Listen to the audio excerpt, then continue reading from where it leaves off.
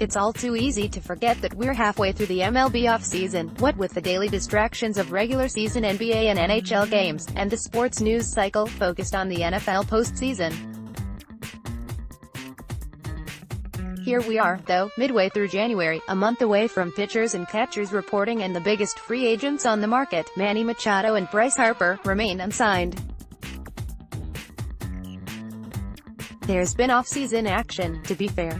The Nationals shelled out for the best pitcher on the market in Patri. There have been signings, and some players have even surpassed expectations. See, the Rangers' signing of Lance Lynn for 3 years at $10 million a year. In general, though, it's been another lackluster off-season from the players' perspective, with the majority of free agents remaining unsigned and those who have generally signing for less than anticipated. Roster moves of the last week haven't exactly made the picture any rosier. The Mets signed Jed Lowry, who hit .267, .353, .448 last season and put up 4.8 BWAR, 4.9 FWAR, to a 2-year, $20 million deal. The Yankees decided that Machado was too rich for their blood and signed DJ LeMahieu and his career 90 WRC to a 2-year, $24 million deal, one of those expectation-surpassing signings, surprisingly enough. The 2018 free agent class was supposed to be the reason that teams weren't spending last year, but now the rich teams are crying cheap. Perhaps the biggest signifier of the times was the Brewers' pickup of Yasmani Grandal on a 1-year, $18.5 million deal. That would be a 29-year-old, switch-hitting catcher who's hit .240, .341, .441 for a 117 WRC since getting called up in 2012, and is coming off his best season, .241, .349, .466, 125 WRC, 3.3 BWAR, 3.6 FWAR. Despite his high profile, and small sample size, struggles during the postseason, it's still more than a little shocking to see a catcher who can hit as well as Grandal has for as long as he has signed a 1-year deal for barely more than the qualifying offer he declined. Los Angeles decided that they would rather trade a couple of fringe prospects for Russell Martin, 1.3 BWAR, 0.6 FWAR in 2018, and better the Brewers' offer. Baseball has ostensibly functioned pretty damn well since the 1994-1995 strike, and while there have been some minor scares, like the last CBA negotiations, which came down to the wire, baseball has kept on trucking. Since those dire days, MLB has been the only of America's Big Four sports to avoid a lockout, even if the NFL's 2011 lockout didn't actually cost them any games. Part of the reason for that is just how embarrassing the strike was, and part of it is simply that things ostensibly worked the way they were supposed to. That might be coming to an end, though. The history of labor relations in Major League Baseball is a long, uncomplicated one, deserving of books rather than blogs.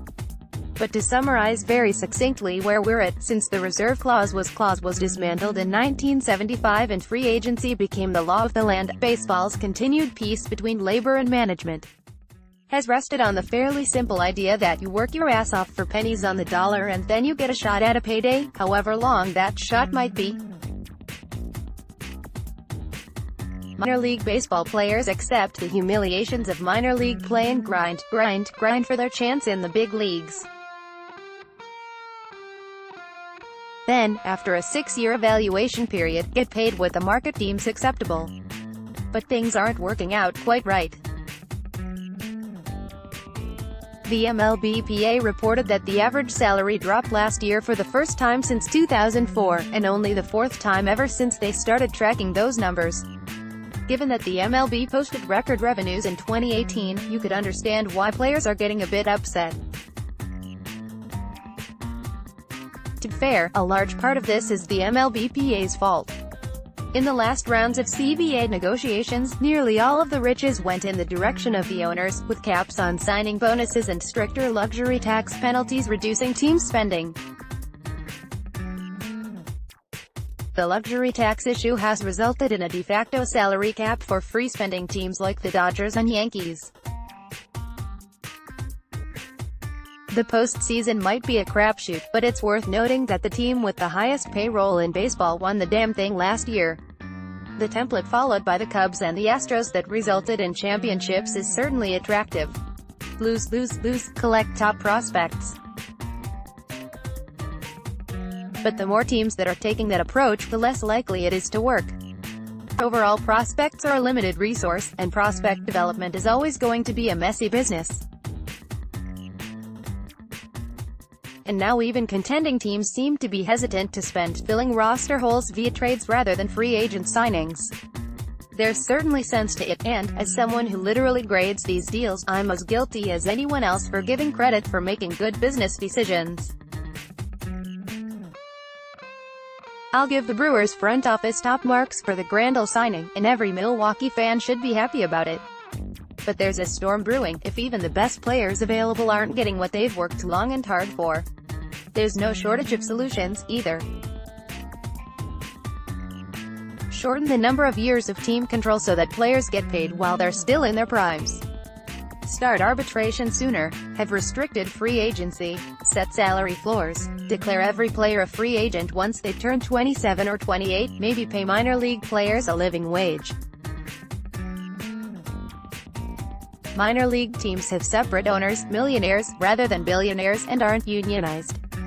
The MLBPA has shown time and time again that milled players aren't a priority. The situation is more of a skills-based lottery, one with a super high attrition rate due to work-based injuries. But now the lottery winnings are being cut into, to boot. None of these solutions are simple, but one way or another teams are going to have to start paying players more when they're younger, or they're going to have to give up the pretense that the old system works. The current system is broken, and, while there are certainly some obvious fixes available, the MLBPA is going to have to make some tough decisions over the next few years. Any proposed solution are going to require the players' union to take a stand, and for players to stand together. Perhaps even remember what it was like to be in the minors and living 6 to a room and subsisting on peanut butter and jelly sandwiches. Baseball is as rich as it's ever been, and there's plenty of money to go around. It's mid-January and we're still sitting around waiting for our teams to spend the money we spent on cable packages, MLB subscriptions, tickets, hats and jerseys. Last offseason, it was Shohei Ohtani and Giancarlo Stanton causing the holdup. This offseason, it's Harper and Machado. It's pretty safe to say there'll be a reason next offseason, too, so maybe it's time for some changes before things get even worse.